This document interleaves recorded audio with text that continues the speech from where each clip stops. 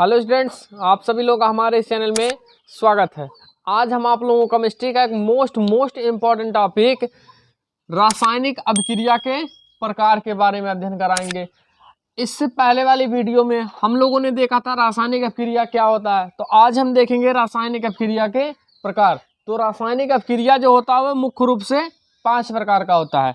Number 1 संयोजन अभिक्रिया, और नंबर 2 होता है वियोजन या अपघटन अभिक्रिया, और नंबर 3 होता है विस्थापन अभिक्रिया, और नंबर 4 होता है द्विविस्थापन अभिक्रिया, और नंबर 5 होता है उपचयन एवं अपचयन अभिक्रिया। तो अब हम देखते हैं नंबर 1 संयोजन अभिक्रिया। तो अब हम समझते हैं संयोजन अभिक्रिया। तो संयोजन अभिक्रिया क्या होती है? जिस अभिक्रिया में 2 या 2 से अधिक अभिकारक किसी एक उत्पाद का निर्माण करते हैं उसे संयोजन अभिक्रिया कहते हैं। तो ये था संयोजन अभिक्रिया की परिभाषा। तो अब हम समझते हैं कि संयोजन अभिक्रिया होती क्या है। जैसे उदाहरण देखते हैं, हमने यहाँ लिया हाइड्रोजन और यहाँ ले लिया ऑक्सीजन, ये दोनों मिलकर क्या बना दिए? जल बना दिए। बैलेंस ही कर देते हैं, यहाँ 2 हो जाएगा। तो अब हम समझते हैं कि संयोजन अभिक्रिया होती क्या है। तो इससे पहले हम देख लेते हैं कि अभिकारक क्या होता है। जो रासायनिक अभिक्रिया में भाग लेता है उसे हम अभिकारक कहते हैं।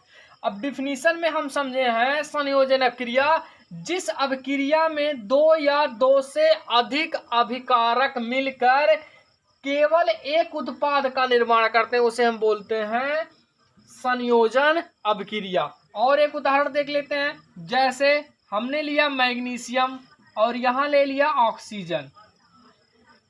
2 या 2 से अधिक अभिकारक भी ले सकते हैं, हमने 2 लिया है तो इन दोनों से क्रिया करके बना देगा मैग्नीशियम ऑक्साइड। यहाँ हम 2 बैलेंस ही कर लेते हैं, 2 यहाँ भी कर लेते हैं। तो यहाँ से हम देखें 2 या 2 से अधिक अभिकारक मिलकर केवल एक उत्पाद का निर्माण करते हैं उसे हम बोलते हैं संयोजन अभिक्रिया। अब हम दूसरा देखते हैं वियोजन या अपघटन अभिक्रिया। तो पहले इसका अर्थ समझ लेते हैं। वियोजन या अपघटन, इसका मतलब होता है बिखरना, अर्थात अलग होना, अर्थात टूटना। अब इसकी डिफिनीशन, जिस अभिक्रिया में एकल पदार्थ अर्थात एक अभिकारक विभाजित होकर 2 या 2 से अधिक पदार्थों का निर्माण करता है उसे वियोजन अभिक्रिया या फिर अपघटन अभिक्रिया कहते हैं। तो इसका मतलब समझ लेते हैं। जैसे हमने लिया CaCO3, यह कैल्शियम कार्बोनेट या फिर इसे को खड़िया बोलते हैं या फिर चाक भी बोलते हैं या संगमरमर, ये सबका सूत्र है कैल्शियम कार्बोनेट। इसे जब हम तोड़ देते हैं तो ये बन जाता है CaO और प्लस CO2।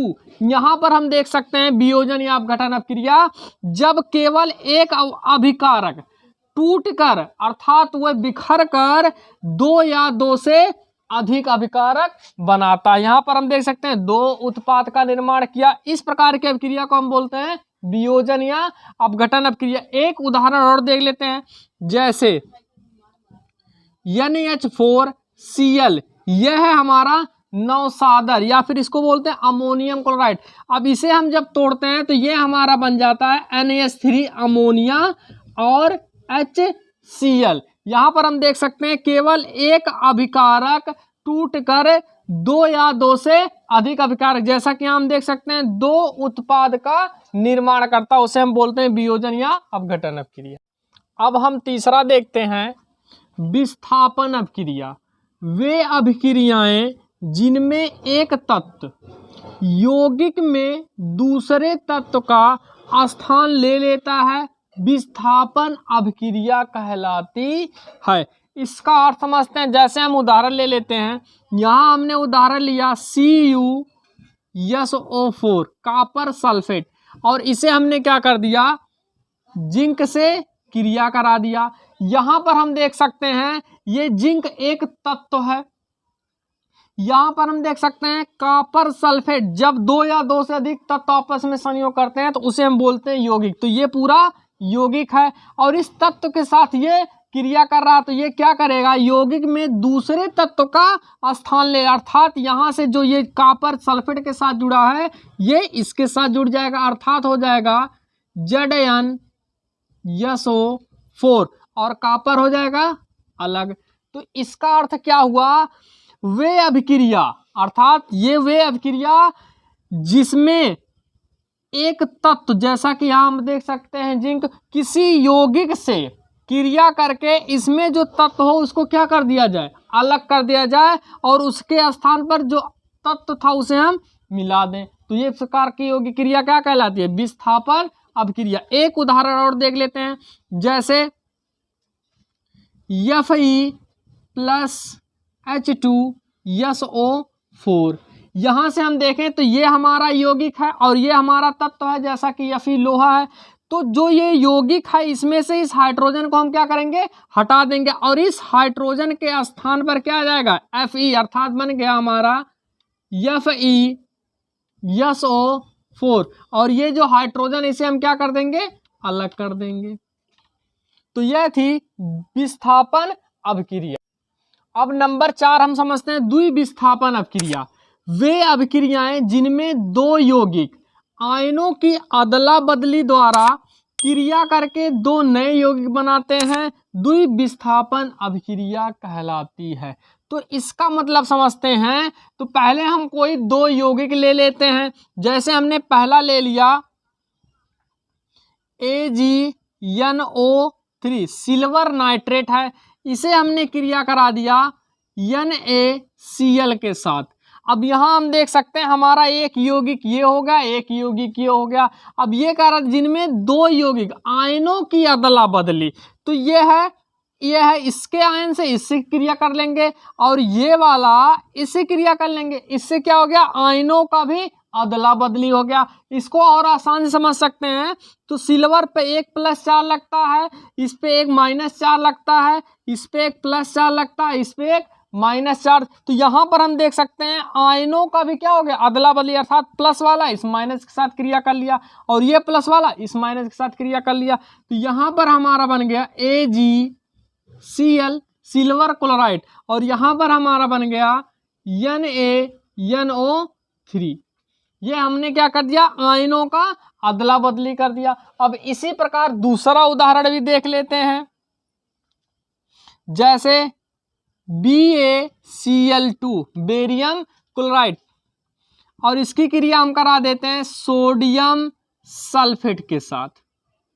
अब इसके आयनों को हम लोग क्या कर देंगे, अदला बदली कर देंगे। जैसा कि यहाँ हम देखें तो ये बेरियम है, इस पे 2 + 4 लगता है, क्लोराइड इसको बोलते हैं, इस पे 1 - 4, सोडियम पे 1 + 4, सल्फेट पे 2 नेगेटिव लगता है। तो इसके आयनों को हम लोग क्या कर देंगे, अदला बदली कर देंगे, अर्थात प्लस वाला ये क्रिया कर लेगा माइनस के साथ, और ये प्लस वाला इस माइनस के साथ क्रिया कर लेगा। तो यहाँ से हमारा बन गया NaCl, और इससे साथ क्रिया कर लेगा तो यहाँ हमारा बन जाएगा BaSO4। इस तरह से हमने आयनों को क्या कर दिया, अदला बदली कर दिया। अब यहाँ हम देखें तो सोडियम भी 2 है और क्लोरीन भी 2 है, तो हम यहाँ क्या कर देंगे, 2 बैलेंसी कर देंगे। तो ये था हमारा द्विविस्थापन अभिक्रिया। तो अब हम समझते हैं नंबर 5, उपचयन और अपचयन अभिक्रिया। ये थी हमारी रासायनिक अभिक्रिया में 5वां नंबर प्रकार का, उपचयन और अपचयन अभिक्रिया। तो इसमें पहले हम समझते हैं उपचयन अभिक्रिया क्या होती है। किसी अभिक्रिया के समय जब किसी पदार्थ में ऑक्सीजन की वृद्धि होती है या हाइड्रोजन का ह्रास होता है, तो उस अभिक्रिया को उपचयन अभिक्रिया कहते हैं। तो इसका अर्थ समझते हैं, जैसे हमने क्या किया, यहाँ पर कैल्शियम की क्रिया हमने करा दिया ऑक्सीजन के साथ, जिससे हमारा बन जाता है कैल्शियम ऑक्साइड। बैलेंसी कर देते हैं, यहाँ पर ऑक्सीजन 2 है, 2 बढ़ा दिए, यहाँ भी बढ़ा देते हैं। तो यहाँ पर हम देखते हैं कैल्शियम ऑक्साइड में ऑक्सीजन की क्या हो जाती है, वृद्धि हो जाती है। तो यह अभिक्रिया हमारी क्या कहलाएगी, उपचयन अभिक्रिया। तो अब हम समझते हैं अपचयन अभिक्रिया क्या होती है। जब किसी अभिक्रिया में किसी पदार्थ में ऑक्सीजन का ह्रास या हाइड्रोजन की वृद्धि होता है, उसे अपचयन अभिक्रिया कहते हैं। तो अब हम उदाहरण समझ लेते हैं। जैसे हमने क्या किया, यहाँ पर कॉपर ऑक्साइड ले लिया और इसे हमने क्या कर दिया, हाइड्रोजन के साथ क्रिया करा दिया। तो यहाँ से जो कॉपर होता है ये क्या हो जाता है, अलग हो जाता है, और ये दोनों क्रिया करके आपस में जल बना देते हैं। तो यहां से हमने देखा कॉपर ऑक्साइड जो है इसमें हाइड्रोजन अर्थात ऑक्सीजन की क्या हो गई, ह्रास हो गई अर्थात कमी हो गई, और हाइड्रोजन की यहाँ पर क्या हो जाएगी, वृद्धि भी हो जाएगी। तो इस प्रकार की अभिक्रिया क्या कहलाती है, अपचयन अभिक्रिया कहलाती है। तो इस चैनल पे आप सभी लोगों को सारे सब्जेक्ट की अच्छी से अच्छी जानकारी दी जा रही है और सभी सब्जेक्टों का अध्ययन कराया जा रहा है। तो जो स्टूडेंट इस चैनल पे नए होंगे उस चैनल को लाइक, सब्सक्राइब और शेयर जरूर कर लेंगे। धन्यवाद।